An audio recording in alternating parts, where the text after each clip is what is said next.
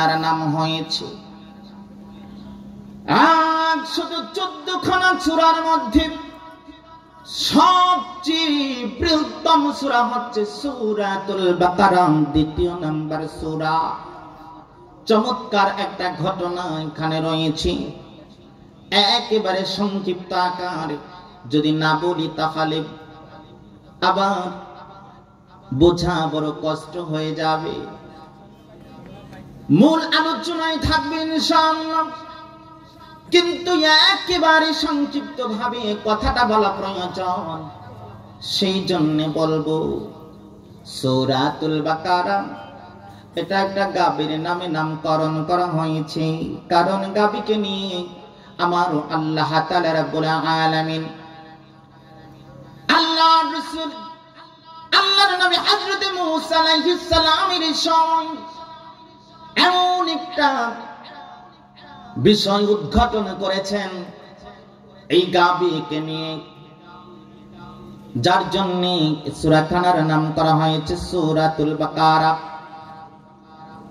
যেখানে 40 খানা রুকু রয়েছে। কয়টা রুকু? সকলে বলি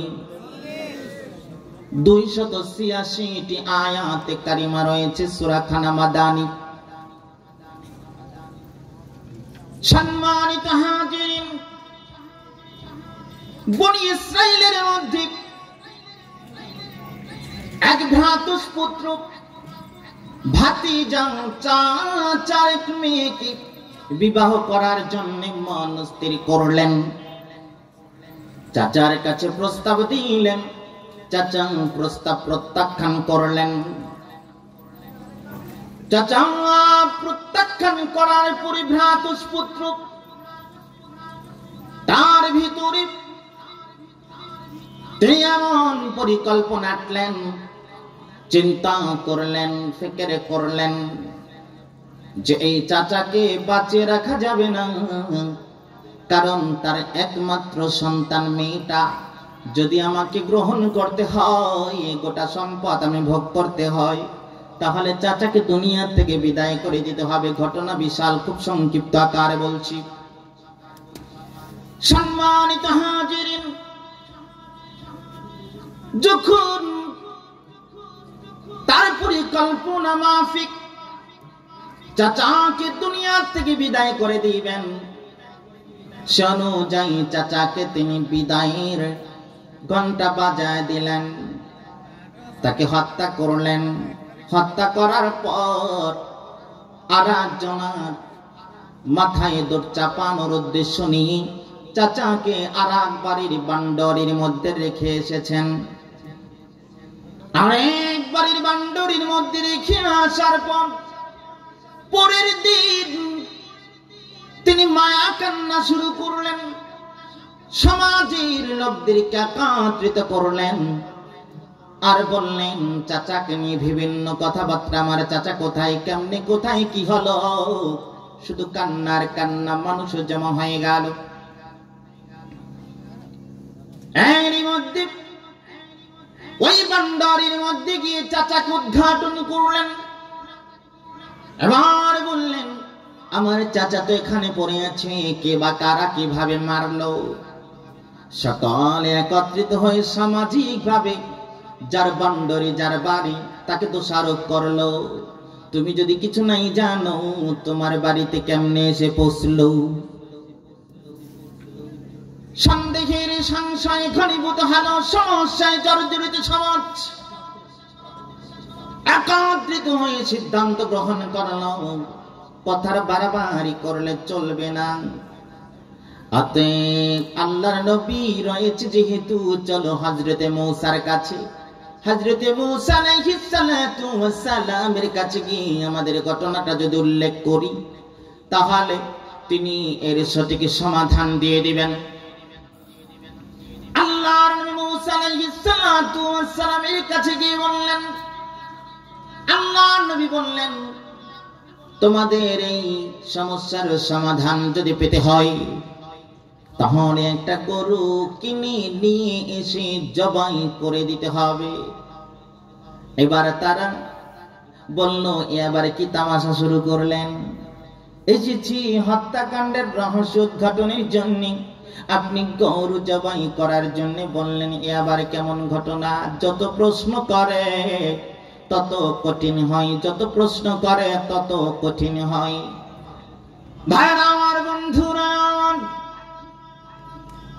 এক পর্যায়ে এতটা কঠিন হয়ে গেল, ওই বর্ণনা অনুযায়ী গাবি পাওয়া বড় মুশকিল হয়ে গেল।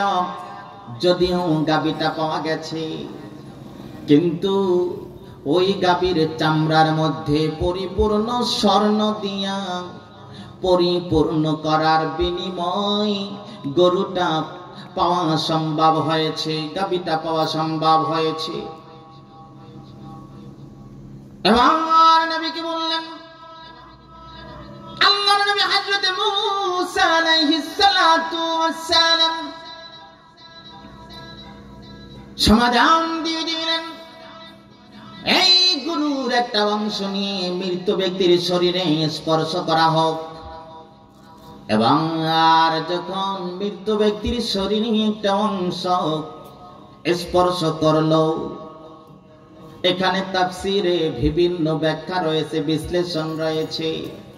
কোন অংশ কিভাবে কি সেদিকে যাওয়ারও সুযোগ নাই। ভাইরা আমার, বন্ধুরা আমার, যখন স্পর্শ করলো, আল্লাহর কুদরতি, আল্লাহর কুওয়াতে ওই জীবিত, ওই মৃত ব্যক্তি চাচা তিনি জীবিত হয়ে গেলেন। জীবিত হয়ে গিয়ে আল্লাহর নবী এবার তাকে বললেন, কে তোমাকে হত্যা করেছে? কে তোমাকে মেরে ফেলেছে? তোমার জবান দিয়ে তুমি বলে দাও। এবার মৃত্যু ব্যক্তির জবান খুলে গেল। আল্লাহর রহমতে, আল্লাহর দয়ায় তার জবান খুলে গেল এবং তিনি জানিয়ে দিলেন, আমাকে আর কেউ মারে নাই, আমাকে মেরেছে আমার এই ভ্রাতুষ্পুত্র। জোরে সরে বলি সুবহানাল্লাহ। এই রহস্য উদ্ঘাটন হয়েছে এই সূরাতুল বাকারায়। এই যে গাভী, এই গাভীকে নিয়ে আরো কিছু ঘটনা রয়েছে।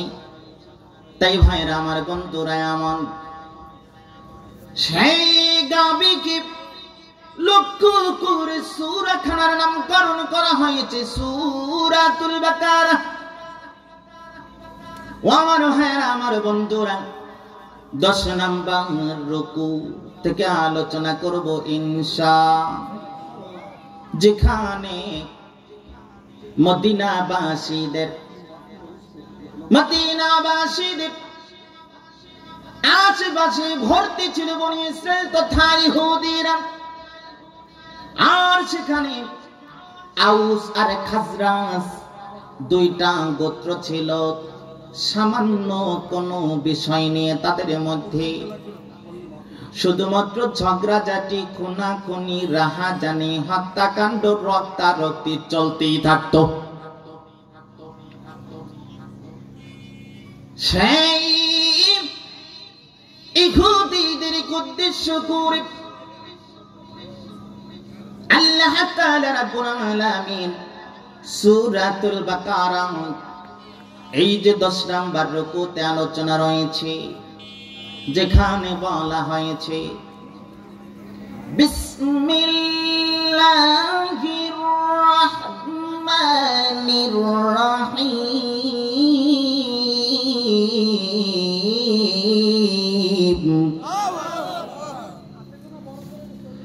ওয়া ইয ইয়াখাযনা মিযাকা বানি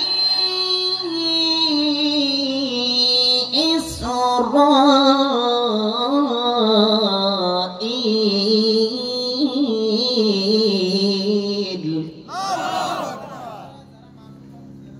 لا تعبدون إلا الله وبالوالدين إحسانا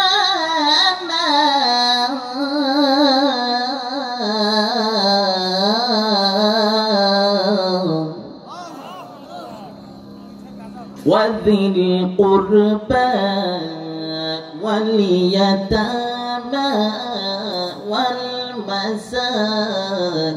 والمساكين وقولوا للناس حسنا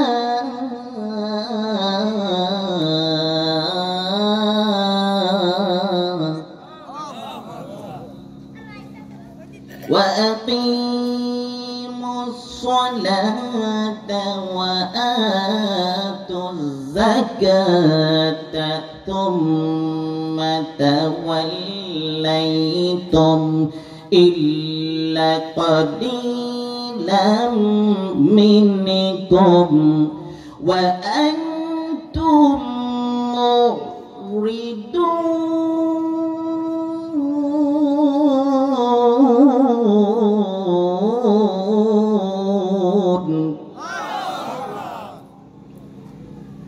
আল্লাহ তাআলা রব্বুল আলামিন এখানে বলেছেন ওয়াইদ আখাযনা মিসাকা বনি ইসরাঈল ওয়াইদ আখাযনা মিসাকা ওয়াইদ যখন আখাযনা গ্রহণ করেছিলাম মিসাকা প্রতিশ্রুতি অঙ্গীকার বনি ইসরাঈল থেকে যখন বনি ইসরাঈল থেকে অঙ্গীকার নিয়েছিলাম প্রতিশ্রুতি নিয়েছিলাম ওয়াদা নিয়েছিলাম লা তা'বুদু ইল্লাল্লাহ আল্লাহ বাদে কারো ইবাদত করা যাবে না আল্লাহর সাথে শরীক করা যাবে না একমাত্র ইলাহ একমাত্র বিধানদাতা রিজিক দাতা একমাত্র পালন কর্তা সৃষ্টিকর্তা কে সকলে একত্রে বলি হায়াতের মালিক কে মউতের মালিক কে ভাইরা আমার বন্ধুরা কিন্তু আল্লাহ যিনি রিজিক প্রদান করে থাকেন যিনি রাজ্জাক ওই আল্লাহকে ছাড়া যদি অন্য কারো মুখাপেক্ষী হয়ে যদি আমরা সাহায্য প্রার্থী হয়ে যাই আল্লাহ রাগ করবেন কিনা ক্রোধ বেড়ে যাবে কিনা যে আল্লাহ আপনাকে বানালেন যে আল্লাহ আপনাকে শিখালেন যে আল্লাহ আপনাকে এত সুন্দর করে বানালেন সূরাত দিয়া এই রকম সূরাত দিয়া দুনিয়ার অন্য কোন প্রযুক্তি আছে কিনা যে বানাতে পারবেন সম্ভব কিনা লাকাদ খালাকনাল ইনসানা ফি আহসানি তাকওয়ীম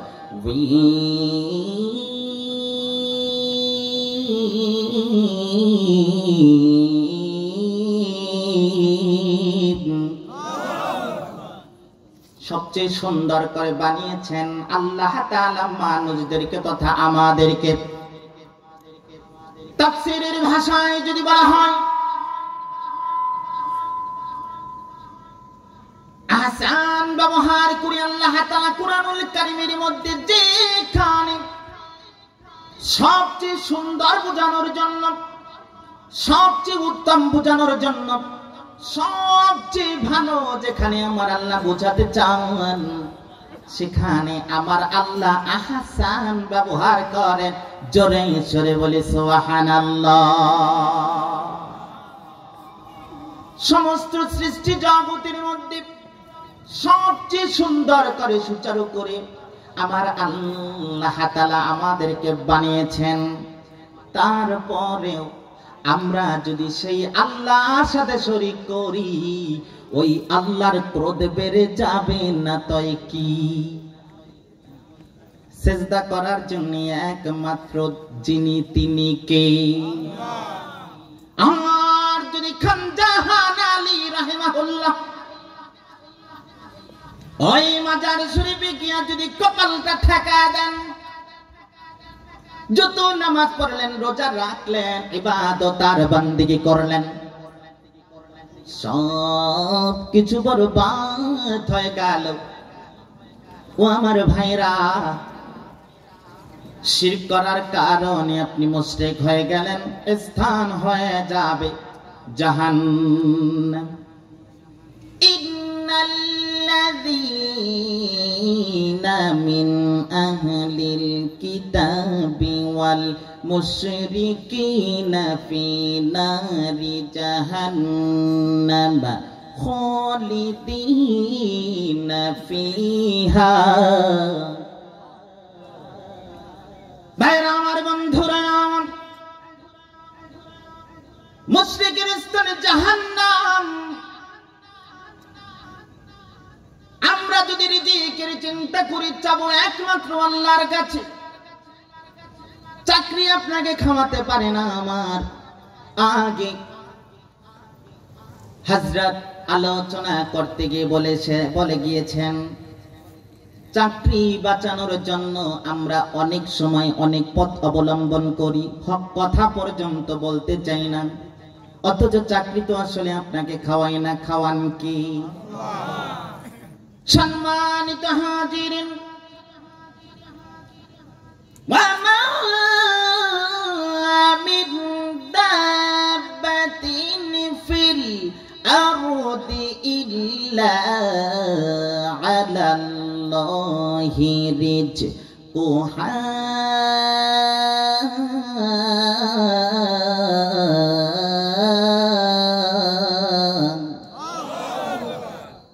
সমস্ত প্রাণীকুলের রিজিকের ফয়সালা একজন দেন, তিনি কে? ওই আল্লাহর সাথে শরীক করা যাবে না। কোন মাজারে গিয়া চাওয়ার সুযোগ নাই, কোন পীর সাহেবের কাছে গিয়ে চাওয়ার সুযোগ নাই। যে চাইতে হবে একমাত্র একজনের কাছে, তিনি কে? ইবাদত করব, বন্দেগী করব একজন, আর তিনি কি? লা তা'বুদু ইল্লাল্লাহ,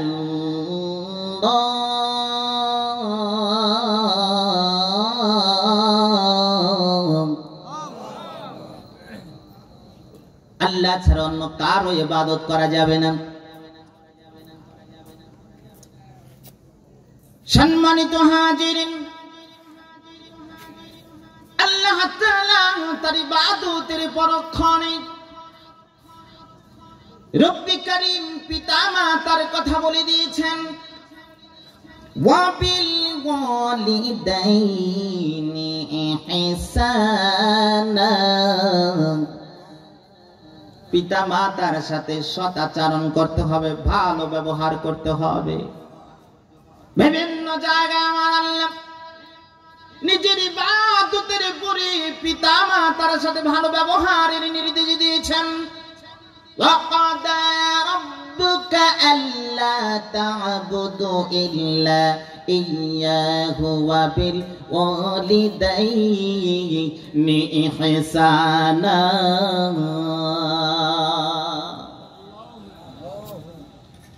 সম্মানিত হাজিরিন, নবীজি বলেছেন, রিদা রাব্বি ফি রিদাল ওয়ালিদাইন, আল্লাহর সন্তুষ্টি মধ্যে রয়েছে পিতা মাতার সন্তুষ্টি। পিতা মাতার সন্তুষ্টির মধ্যে রয়েছে আমার রবের সন্তুষ্টি। আর যদি পিতা মাতা অসন্তুষ্ট হয়ে যায়, আমার আল্লাহ ওই বান্দার প্রতি অখুশি হয়ে যায়। সাখাতাল্লাহি ফি সাখাতাল ওয়ালিদাইন। ও আমার ভাইরা, পিতামাতার সন্তুষ্টির মধ্যে আল্লাহর সন্তুষ্টি। পিতামাতা যদি অসন্তুষ্ট হয়ে যায়, আমার আল্লাহ আপনার প্রতি নারাজ হয়ে যাবে। আর যুগ ভাইরা,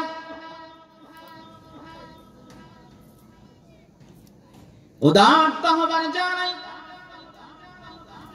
সুযোগ রয়েছে পিতা মাতাকে খুশি করার। এখন দুনিয়ার মানুষের চাইতে, পিতা মাতার চাইতে, সন্তান সন্ততির চাইতে ভালোবাসতে হবে নবীকে। প্রথমত আল্লাহ, আল্লাহর নবীকে, তারপরে পিতা মাতাকে। গো ভাই, ওই পিতা মাতা যদি অসন্তুষ্ট হয়ে যায়, স্ত্রীকে খুশি করার জন্য যদি কোনো রকম একটু কটু কথা বলা যায়, আচরণে ব্যবহারে যদি পিতা মাতা অসন্তুষ্ট হয়ে যায়, একটু ব্যথা পায়, একটা নিঃশ্বাস যদি বাবা মায়ের ভিতর থেকে বের হয়ে যায়, গো ভাই, ওই নিঃশ্বাসটা আপনার জন্য ধ্বংসের কারণ হয়ে যাবে। ছোট্ট একটা ঘটনা উল্লেখ করলে সহজে বোঝা যাবে।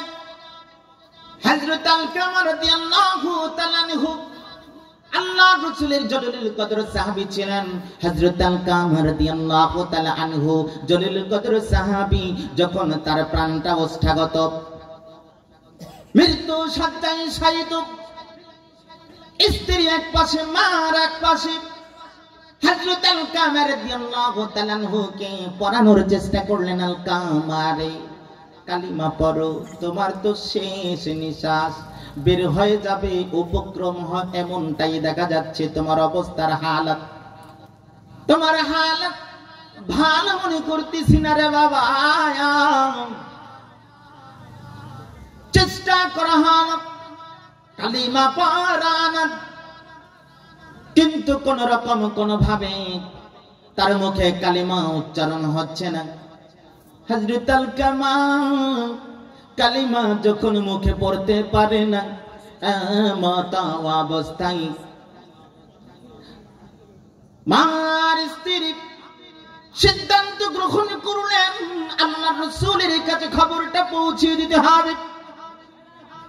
আপনার আলকামা মৃত্যু শয্যায় শায়িত, যে কোনো মুহূর্তে তার প্রাণটা বের হয়ে যাবে, মালাকুল মউত হাজির হয়ে যাবে।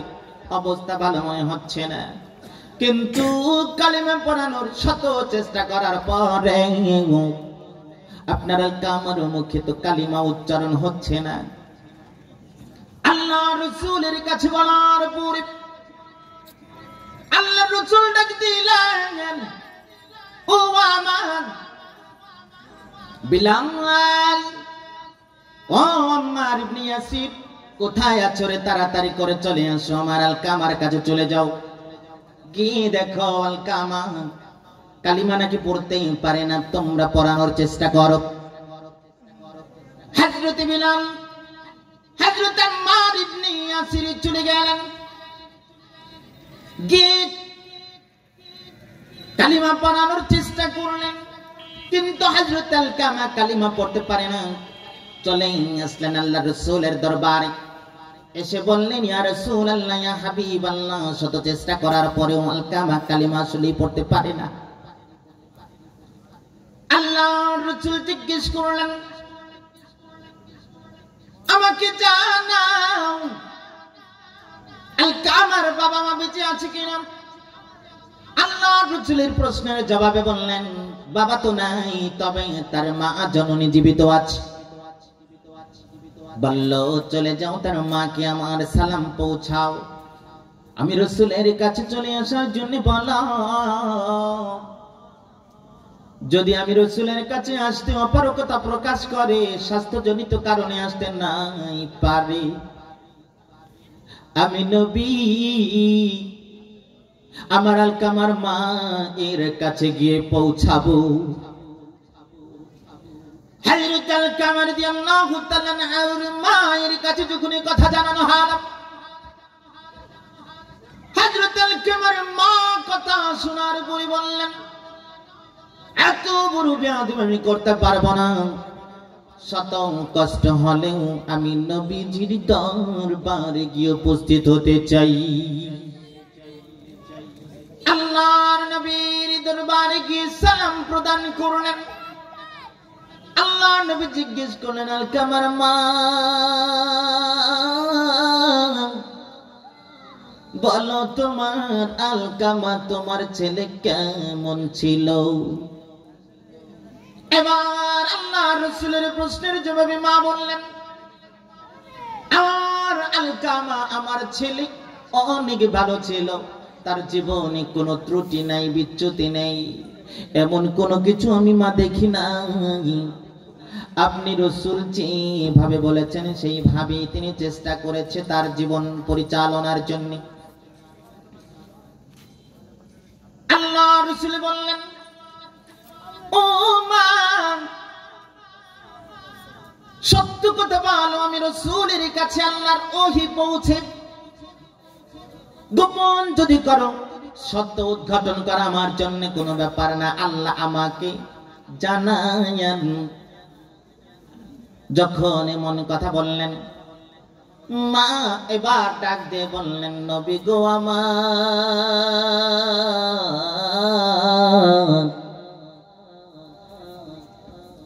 আমার আলকামার কোনো ত্রুটি ছিল না, বিচ্যুতি ছিল না, চাল চলনি এমন কোনো দোষ ছিল না।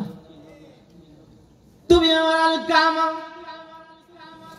তার বউয়ের স্ত্রীর কথার প্রাধান্য বেশি দিতেন, আর সেই প্রাধান্য বেশি দিতেন বলে আমি মা পরিপূর্ণ সন্তুষ্ট আমার সন্তানের প্রতি ছিলাম না।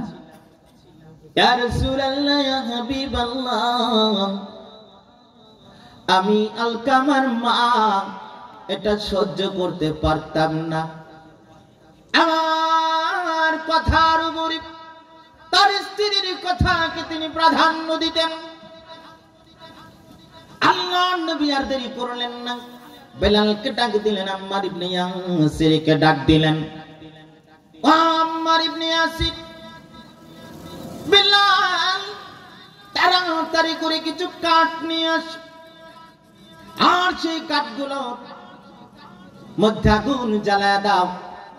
এবং আগুন জ্বালানো হলো, দাউ দাউ করে আগুন যখন জ্বলে উঠল, মা ডাক দিয়ে বললেন, ইয়া রাসূলুল্লাহ, ইয়া হাবিবাল্লাহ, জানতে পারি কি এই আগুন দিয়ে কি করবেন? এই আগুন কেন প্রজ্বলিত করলেন? আল্লাহর নবী ডাক দিয়ে বললেন, মা গো, এই আগুনের মধ্যে তোমার আলকামাকে ফালায়া দেব, তোমার চোখের সামনে আলকামা জলে পুরে সরকার হয়ে যাবে। মা বললেন, ইয়া রাসূলুল্লাহ, ইয়া হাবিবাল্লাহ, আমার চোখের সামনে আমার আলকামা মৃত্যু হবে আগুনে পুড়ে, এটা আমি সহ্য করতে পারবো না। কিভাবে আমি সহ্য করব? আল্লাহর নবী বললেন, ও মা, জাহান্নামের আগুন দুনিয়ার আগুন থেকে অনেক তাপ সম্পন্ন গো মা। তুমি যদি অসন্তুষ্ট থাকো তোমার সন্তানের প্রতি, তোমার আলকামা জাহান্নামের আগুনে জ্বলবে, সেই সময় মা তুমি কেমনে সহ্য করবা? আল্লাহর রাসূলকে ডাক দিয়ে বললেন, ইয়া রাসূলুল্লাহ, ইয়া হাবিবাল্লাহ, আপনি রাসূলকে সাক্ষী করে বললাম, আমি ওই আল্লাহর কসম করে বলে দিচ্ছি, আমার আলকামার প্রতি আমি আর সন্তুষ্ট নাই, বিন্দু পরিমাণ আর আর কষ্ট নাই গো নবী, আমি আমার আলকামাকে ক্ষমা করে দিলাম, আমি আলকামার প্রতি আমি সন্তুষ্ট হয়ে গেলাম। আল্লাহর রাসূল বিলালকে ডাক দিল, ও বিলাল, আম্মার ইবনে ইয়াসির তাড়াতাড়ি করে চলে যাও আলকামার কাছে গিয়ে বাংলা কালিমার তালকিন দাও। এবার হযরত বিলাল দৌড়ে দৌড়ে চলে গেল, দরজার মোবারকের কাছে গেল, দরজার কাছে গিয়ে শুনতে পেল আলকামার মুখে কালিমার ধ্বনি, লা ইলাহা ইল্লাল্লাহ, জোরে লা ইলাহা লা ইলাহা ইল্লাল্লাহ, লা ইলাহা ইল্লাল্লাহ, লা ইলাহা ইল্লাল্লাহ, লা ইলাহা ইল্লাল্লাহ, মুহাম্মাদুর রাসূলুল্লাহ সাল্লাল্লাহু আলাইহি ওয়াসাল্লাম। মায়ের দোয়া সঙ্গে সঙ্গে আল্লাহর দরবারে কবুল আর মঞ্জুর হয়ে গেল। ও আমার ভাইরা, আমার বন্ধুরা, বিলাল যাওয়ার সময়ের প্রয়োজন হলো না। ও আমার যুবক ভাইরা, ওই মায়ের পা ধরে যদি ক্ষমা চাওয়া যায়, মাকে যদি সন্তুষ্ট করে যায়, বাবাকে যদি সন্তুষ্ট করে যায়, আমার আল্লাহ সন্তুষ্ট হয়ে যাবে। কারণ পিতামাতার পায়ের নিচে সন্তানের জান্নাত আল্লাহ রেখে দিয়েছি। তাই আল্লাহ তাআলা রব্বুল আলামিন কুরআনুল কারীমে বলেছে, ওয়া বিল ওয়ালিদাইনি ইহসানা,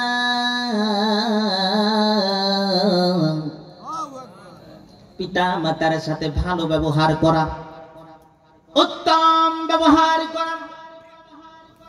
ওয়াদিল কুরবা, যেখানে বলেছেন আত্মীয় স্বজনের সাথে ভালো আচরণ করা, আত্মীয় স্বজনের সাথে সম্পর্ক যদি ছিন্ন করো, লা ইয়াদখুলুল জান্নাহ,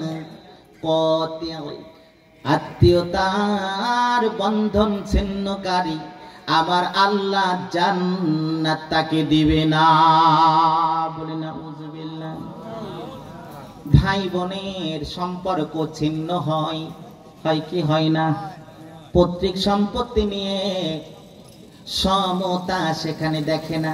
বোনকে ঠকানোর একটা রীতি নীতি প্রচলন সমাজে এমন হয়ে গিয়েছে যে আকবাটে বলি বাড়ির সম্পত্তি বোন পাবে না, বলে কি বলে না, জমিন থেকে কম দামি সম্পদ বোনকে গুছিয়ে দেয়, ফুফুকে গুছিয়ে দেয়। আর এই জন্য সম্পর্কের অবনতি ঘটে। ও আমার ভাইরা, আত্মীয়তার সাথে সম্পর্ক যদি মজবুত করা যায়, যত মজবুত করবেন, যত মজবুত করবেন, যত মজবুত করবেন, আমার আল্লাহ আপনার হায়াতের মধ্যে বরকত দিবে। জোরে সরে বলি সুবহানাল্লাহ। সম্মানিত হাজিরিন, আল্লাহর নবীর কাছে জিজ্ঞেস করলো, ইয়া রাসূলুল্লাহ, ইয়া হাবিবাল্লাহ, মা বাবা ইন্তেকাল করেছে, কি করব? আল্লাহর নবী বললেন, মা বাবার সন্তুষ্টি যদি চাও, বাবার ভাই